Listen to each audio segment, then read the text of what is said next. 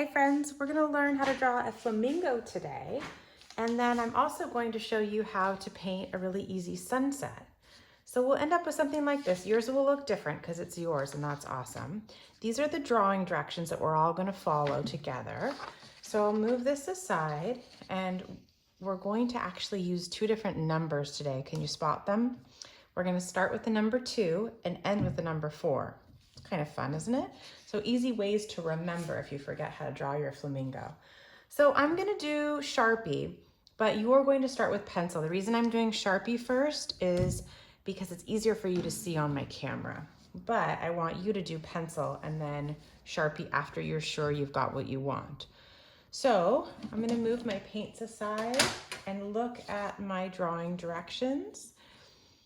And we're gonna start with that big number 2.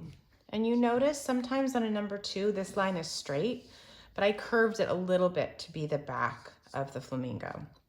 Then you're gonna go back up and go around the head and neck, kind of like you're making a snake, all the way till you get down to the body. Then a curved line like this to connect. And then you can add a wing right here. And the beak is gonna point down. It's kind of a big beak, right? Flamingos have a big beak. It almost curves a little bit. So I'm gonna add a line for the beak where it opens and then color it in with my Sharpie because the tip of the beak is black. Then add a little dot for an eye. Now it's time for our number 4. Ready? I'm gonna go to the bottom of the flamingo. Straight line all the way down. And then the other line. It's like his leg is bent back. You've seen flamingos stand on one leg like that. You can leave it like that or you can add little feet. And then we're gonna move on to our oil pastel.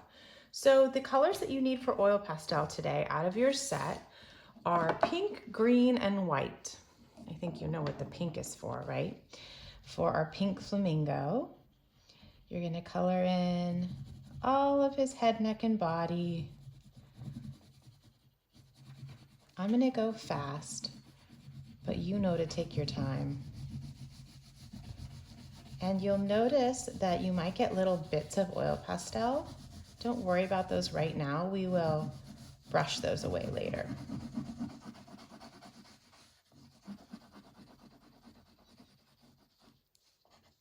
And remember, see how I'm running out? To sharpen your oil pastel, you're going to peel the paper back just a little bit. You don't have to do the whole thing. That way your hand still stays clean and you can keep going. Even if your oil pastel breaks, you can still use both halves. Sometimes I press too hard because I want to fill up all those white spots and then my oil pastel breaks. And I've got 2. Oh, look it, that's what happened. Use a smaller piece first. Sometimes this is even easier to hold. And then you still have your big one. Okay. So looking for white spots to fill in. Then I'm going to take my white oil pastel and I'm going to color in just the white sections of the beak right there so that the the watercolor can't go on top of it. It's protecting it because oil and water don't mix. So he will stay protected. Then I'm doing lines down here for the grass. It can be different sizes. Some can be tall, some can be short. He's standing in the grass, so I put some over his legs. Then we're gonna dust off any oil pastel bits and start on our sunset. So the reason I chose these colors in this order is because they blend well together. So the red goes nicely into the orange, into the yellow, and yellow is my last one because it blends well with green. It makes kind of a yellowish green. If I ended with red, red and green would make brown. The same thing with orange. If I ended with orange, orange and green don't mix well together. So that's why we do this order. I'm gonna start with my red, move my water close to my paints, and I'm gonna scoop water into the red and stir. Scoop and stir until you have a good amount of paint because we're gonna paint the whole background. Start at the top Make sure you have lots of water or else your sunset will look too stripy and won't blend enough. So you can even add water to your paper first and then go back and add more color if you want it darker. I'm not going right over my flamingo, but it's okay if you did. See, the water is going to resist and you just kind of paint it away. You could also take a little tissue when you're done or a little paper towel and blot that off. Just kind of, it wipes right off. So what do you think? Should I keep going with the red or is it time for orange? I'm gonna go careful around my beak, but if you get paint on it, it wipes right off. So don't worry if you do. I'm gonna start adding some more water. Remember, watercolor paper curls a little bit, but don't worry, it'll flatten out when it's dry. And you can also put it under a book after it's dry to make it really nice and flat. Okay, so here's some orange.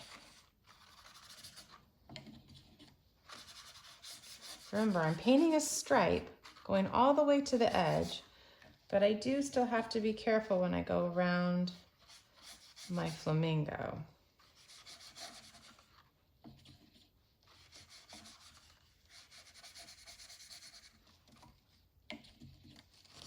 And your stripes don't have to be totally even.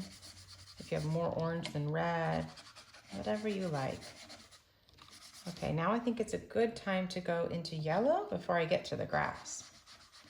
So I'm gonna mix some yellow right on top of my orange, then rinse my brush and just get plain yellow. What do you think? Is it starting to look like the sun is setting behind him? Flamingos remind me of summertime and warm weather. Okay, so once you get your yellow into the grass a little bit, cover up the top of the grass with the yellow, then take your green